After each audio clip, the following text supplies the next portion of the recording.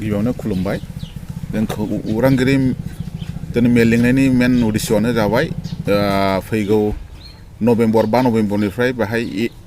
Assam football एसोसिएशनजों खुंफुंजानाय ASPL Assam state premier लिगआ बाहायनो जानो थांगासिनो दं दा बाहाय जागोना जाहैबाय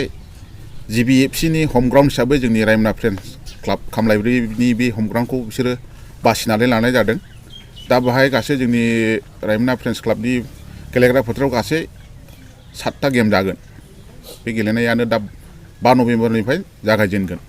सानसेनि हाबाफारि लानानै बेयाव गासै जोंनि रायमना फ्रेन्ड्स क्लाबनि गेलेग्रा फोथाराव गासै 7टा गेम जागोन बे जाहैबाय 5 नभेम्बरनिफ्राय 28 नभेम्बरसिम बबेनिफ्राय फैगोन एसे बुंनो बेवहाय दङ जाहैबाय गासै 8टा टिम दङ जोंनि बे हम टिमखौ लानानै GBFC खौ लानानै बेहायनो जाबाय जाहैबाय इउनाइटेड चिरांदुवार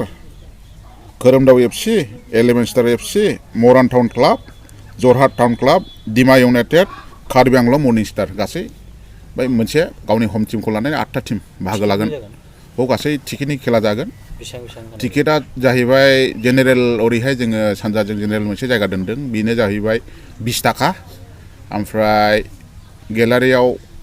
50 थाखा VIP आव 80 थाखा ओमफ्राय सिजन टिकेट हिसाबै लायोबा बेवहाय गाजोन 450 थाखा मा खालायगोन दा रायजो राजाफोरखौ जों बेखौनो खावलायदों जोंनि फुटबलखौ मोजां मोनग्रा रायजो राजाफ्रा आरो बे जायगानि मानसिफ्रा जोबोरैनो मोजां मोनखायो फुटबलखौ दा खावलायबाय बिथांमोनखौ जुदि खेलायाथ' बिराद मोजां जागोनानो बिनि थाखाय खावलायबाय बयखौबो लैहोर लैहोर फैनानै बे खेलायाव जों जगदान होयो